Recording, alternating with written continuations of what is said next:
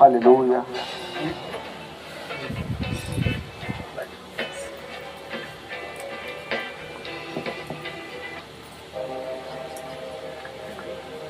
Hallelujah. आज आप परमेश्वर के घर में, हालेलुया। आप एक बात को सोचिए, एक जगह पर प्रधानमंत्री आए हुए हैं, उन्हें देखने के लिए कितने लोगों की भीड़ होती है? बहुत सारे लोगों की भीड़ होती है। हाँ, एक दूसरा व्यक्ति है, उसके पास स्वयं प्रधानमंत्री मिलने जाए, तो बताइए उसको ज्यादा खुशी होगी या जिसके पास बहुत सारे लोग गए थे उसको खुशी होगी? सच समझिए इस बात। दो मित्र हैं, हालेलुया।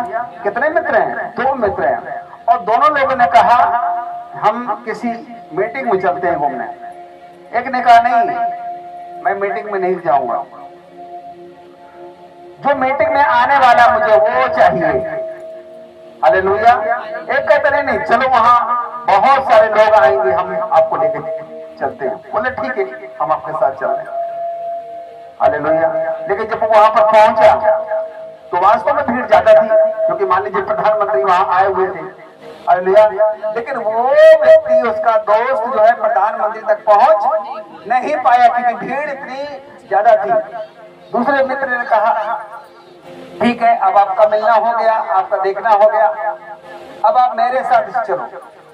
हालेलुया। और उस दूसरे व्यक्ति का डायरेक्ट जो कनेक्शन था प्रधानमंत्री जी के साथ था। हालेलुया। अब उसने कहा आप ऐसा करो, आप मेरे घर आना, मैं आपको एक सरप्राइज दिखाता हूँ। हालेलुया। और वो दोनों लोग एक साथ उसके साथ घर में पहुंचे और उनसे मिलने के लिए प्रधानमंत्री आए। हालेलुया। वो दूसरा व्यक्ति एक्साइटेड हो गया, खुश हो गया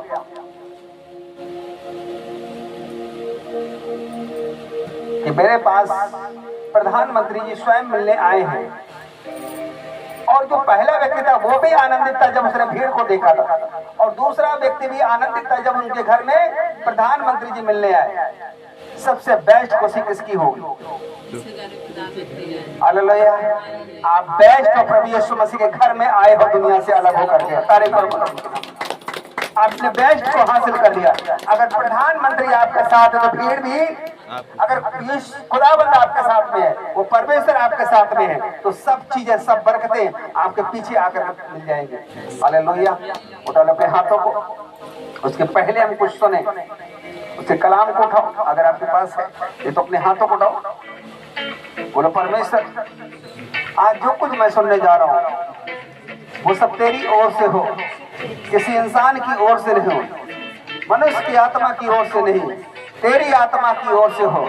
और मेरे शरीर को खुदावंद तो ग्रहण योग बना हो। अगर इसमें कोई पाप है, अगर कोई इसमें गुनाह है, तो प्रभु तेरा लहू मुझे आज शुद्ध करे, साफ करे, और तेरे वचन को ग्रहण करने के योग बनाए परमेश्वर। प्रभु यीशु मसीह के सामर्थ्य नाम में मांगते हैं, सभी कहें आमीन। हालेलुया।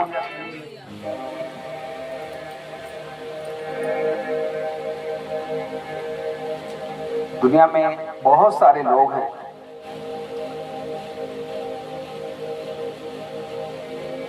और हर एक व्यक्ति एक अच्छा जीवन दुनिया में जीना चाहता है। अब वो तमाम प्रकार के रास्तों को अपनाता है। कुछ लोगों को लगता है कि हम ज्यादा पैसा कमा लेंगे तो जब गरीबी हमारे जीवन से दूर हो जाएगी तो शायद हमें वो सुख मिल जाएगा जो जीवन में मुझे चाहिए। हालेलुया। लेकिन बहुत सारे लोगों के पास बहुत पैसा है, अगर आप उनसे मिले जा करके तो वो दुखी हैं क्योंकि वो बीमार रहते हैं। हालेलुया। उनकी बीमारी इतनी बड़ी हो चुकी है कि अब वो डॉक्टर भी अपने हाथों को हटा रहे हैं, वो कह रहे हैं मुझसे नहीं हो सकता, तो वो भी लोग दुखी हैं।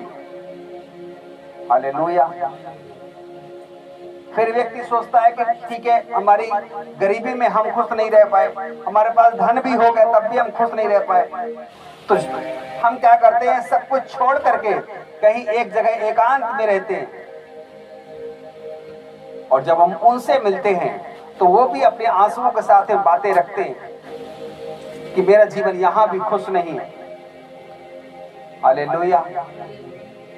क्या एक मछली को पानी से निकाल करके आप उसको जूस में रखें, शरबत में रखें, दूध में डाल कर रखें, क्या वो खुश रह सकती है? उसका असली जीवन कहाँ है? पानी में ही है। जब वो उस परमेश्वर से हम अलग हो जाते हैं, दूर हो जाते हैं, तो हमें कुछ भी क्यों ना प्राप्त हो जाए, लेकिन हम खुश नहीं रह सकते। बहुत सारे लोगों के पास इतना पैसा होता है कि वो डॉक्टर से कहते हैं कि तुम बस एक बार बोल दो, मैं उतना तुमको देने के लिए तैयार हूं, लेकिन ये मेरा शख्स बचना चाहिए। और ऐसे बहुत सारे तुम्हें लोग देखें कि खेती बिक गई, सारा कुछ हो गया, इसके बाद भी वो व्यक्ति नहीं बच पाया। हालेलुया। क्योंकि बचाने वाला कोई इंसान नहीं हो, उस इंसान को बचाने वाला कौन है? परमेश्वर है, क्योंकि उसी ने सबको बनाया है। लेकिन जब हम उससे दूर हो जाते हैं तो दुनिया की कोई भी चीज हमें सुख नहीं दे सकती। हालेलुया।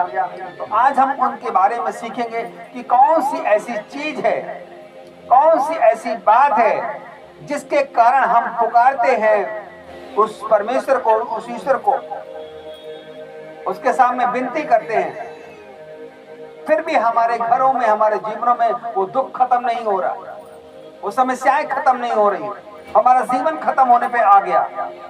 कुछ लोगों की उम्र 50 साल हो जाती है, 60 साल हो जाती है, बूढ़े हो जाते हैं। अगर हम उनसे बैठ करके बात करें तो वो जैसे पहले थे, वो आज उससे ज्यादा दुख को अपने बताते हैं। हालेलुया। क्या इसका हल है? जब दुनिया में परमेश्वर है तो क्या वो दुखों से छोटा है या हमारे दुख बड़े हैं? नहीं, वो परमेश्वर सब चीजों से बड़ा है। उसने सूर्य को बनाया, चांद को बनाया, तारों को बनाया। हालेलुया। आज मनुष्य इतना ज्ञानवान हो गया, वो किसी एक मनुष्य को नहीं बना सकता है, एक अपनी टूटी हुई उंगली को नहीं बना सकता। हालेलुया। लेकिन जब हम उस खुदा से दूर हो जाते हैं तो हर बरकत से हम दूर हो जाते हैं। देखने तो मुझे लगती है कि हमारी है, लेकिन एक शीशे के पीछे रखी हुई वो सारी वस्तुएं होती हैं जो देखने में तो नजर आती हैं, लेकिन हम उन तक पहुंच नहीं सकते, हम उनको छू नहीं सकते, हम उनको पा नहीं सकते। हालेलुया। वो शीशा क्या है, वो पर्दा क्या है, आज खुदावंद के वचन से हम सीखेंगे। अगर वो शीशा टूट जाए, अगर वो पर्दा टूट जाए, तो हर एक दिखने वाली चीज हमारी बन जाएगी यीशु मसीह के नाम में। हालेलुया। लेकिन शैतान कभी नहीं सोचता है कि तुम उस पर्दे को जान पाओ। वो आपको दिखाएगा ये चीज सामने रखी है और ये तुम्हारी है, लेकिन जब उसको आप पाना चाहते हो, आपका हाथ वहां तक नहीं पहुंच पाता है, क्योंकि वो शीशे का पर्दा आपको रोक लेता है। हालेलुया। फिर वो जीवन व्यर्थ लगता है कि मैंने सब कुछ किया, लेकिन हमारे जीवन अब भी खालीपन है। क्यों? क्योंकि आप शीशे के बाहर खड़े होकर पूरी जीवन को बिता चुके हैं। हालेलुया। आज वो पर्दा क्या है, वो शीशा क्या है, आज हम खुदावंद के वचन से जानेंगे। और अगर आज इसको आप सीख करके जाते हैं, वो शीशा टूटने वाला है यीशु मसीह के नाम में, वो पर्दा फटने वाला है यीशु मसीह के नाम में, हर एक देखने वाली चीज वो आपकी होगी यीशु मसीह के समर्थी नाम में। हालेलुया। वो पर्दा क्या है? हम उस खुदा को क्या दे सकते हैं? क्या वो पैसों से आपको खुश होगा? वचन कहता उसके यहाँ सोने की सड़कें हैं जहाँ लोग पैर रखते हैं। हम क्या दे सकते हैं उसको? अगर हम कोई फलों को दें, उस फलों को बनाने वाला कौन है? मनुष्य नहीं। उन पेड़ों में फल लगाने की ताकत कौन पैदा करता है? परमेश्वर करता है। क्या उसको हम फलों से खुश कर सकते हैं? नहीं। हम क्या दे सकते हैं उसको? हवा दे, पानी दे, सब कुछ तो उसी ने बनाया है, हम उसको क्या दे सकते हैं? अगर वो चाहिए तो सबसे उत्तम भेंट उसको चाहिए। वो कौन है? आप हैं। आप सारे जीवों में देखते हैं मनुष्य एक ऐसा जीव है जो सबसे ऊंचे स्तर का बनाया गया है। हालेलुया। बाकी सारे जीव जंतु इससे नीचे हैं। क्यों नीचे हैं? क्योंकि इसकी ऐसी बुद्धि नहीं है, इसकी ऐसी समझ नहीं है। ये मनुष्य जो है वो सबसे उत्तम रचना है। यही एक ऐसा जीव है जो ईश्वर को खोज सकता है, बाकी नहीं। इसलिए आप देखते हो अन्य अन्य जातियों में कहीं ना कहीं बैठ कर लोग ईश्वर की खोज में बैठते, आराधना करते, वंदना करते हैं, क्योंकि ये मनुष्य ही एक ऐसी जाति है, ऐसा जीव है जो उसको खोजता रहता है। क्यों उसको खोजता रहता है? क्योंकि मनुष्य को जो खुदा ने बनाया था, जिसमें अपनी आत्मा डाली थी, और यही आत्मा उसको खोज रही है, लेकिन हमारा शरीर उसके विरोध में काम करता है। Hallelujah, hallelujah. जब शरीर से वो आत्मा निकल जाती है, हमारा शरीर का काम सब व्यर्थ हो जाता है। वो हमारे अंग जो अपने होते वो काम नहीं करते, क्योंकि उनको ताकत देने का काम कौन करता है? वही आत्मा। और वो किससे आई है? परमात्मा से आई है। हालेलुया। एक साइकिल जैसे होती है, उसके टायर की ताकत किसमें होती है? उसके हवा में होती है। हाँ, क्या टायर में होती है? क्या उसके ट्यूब में होती है? नहीं, उसके हवा में होती है। अगर उस गाड़ी के टायर से हवा निकाल दी जाए, वो कितना भी महंगा क्यों ना टायर हो, क्या करेगा? वो गाड़ी चलेगी? हालेलुया। और वही तुम्हारे जिंदगी की रुकावट बन जाती है, और वही आपको बरकतों से रोक देती है। इसलिए खुदाबंद को अगर कुछ चाहिए, वो आप है सबसे बेस्ट। लेकिन जब आपको वो मांग रहा है, क्या वो आपके गंदे शरीर को स्वीकार करेगा, जिसमें नशे हैं, जिसमें बुराइयां हैं, जिसमें पाप है, जिसमें झूठ है? एक छोटे से बच्चे को भी अगर कोई टॉफी वगैरह दो, अगर वो जमीन पे गिर जाती है अच्छी फर्श में, वो भी कहता है मम्मी नहीं, पापा नहीं, मुझे दूसरी दो, क्योंकि ये जमीन पे गिर चुकी। हाँ या ना? एक दूध रखा, जूस रखा, अगर उसमें छोटी सी मक्खी गिर जाती जो घरों की होती है, इसके बावजूद भी हम इनकार करते नहीं, दूसरा पानी लेकर के आओ, दूसरी चीज लेकर के आओ, क्योंकि अभी गंदा हो चुका है। सोचो आपका जीवन क्या, एक मक्खी कितना गंदा है, उससे ज्यादा गंदा है, तुम्हें कैसे ग्रहण करे? हालेलुया। आज वो पर्दा आपकी आंखों से हटने वाला यीशु मसीह के नाम में। हालेलुया। वो पर्दा है पाप का। हालेलुया। वो क्या है? पर्दा पाप का है। सुनो मेरी बात, पाप क्या है हम एक लाइन में आपको बताना चाहते हैं, क्योंकि एक ही बड़ा विषय है, कभी मीटिंग में इसको पूरा रखेंगे हम।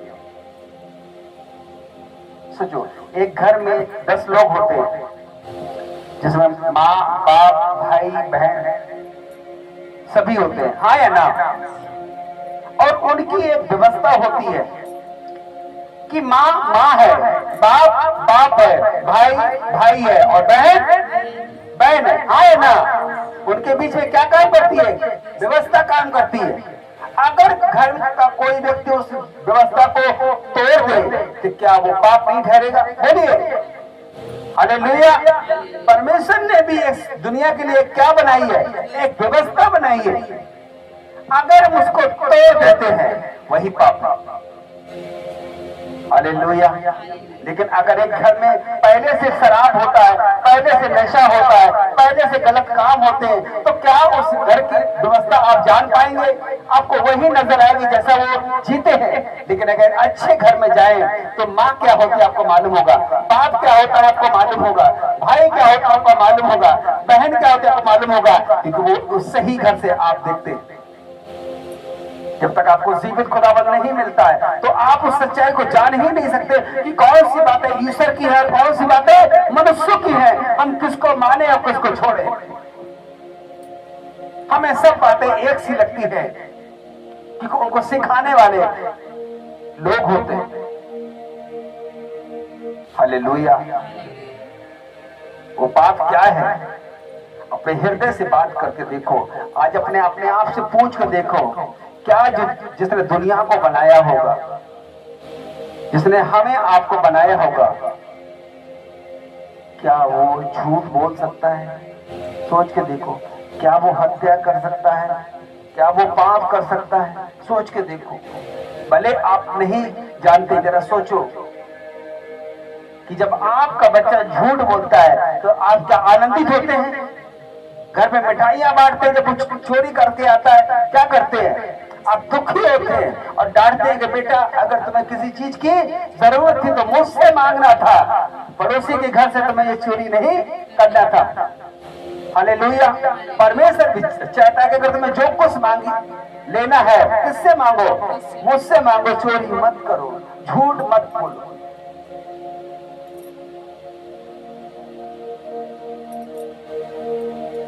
लेकिन हमारे जीवन में वो चीजें आम हैं, क्योंकि हमें परमेश्वर का ज्ञान नहीं मिल पाया। हमें आम लगता है कि सब ठीक है, दुनिया कर रही है, मैं भी वैसे कर रहा हूं। इसीलिए खुदावंद में क्यों अलग करके ब्लेस करे?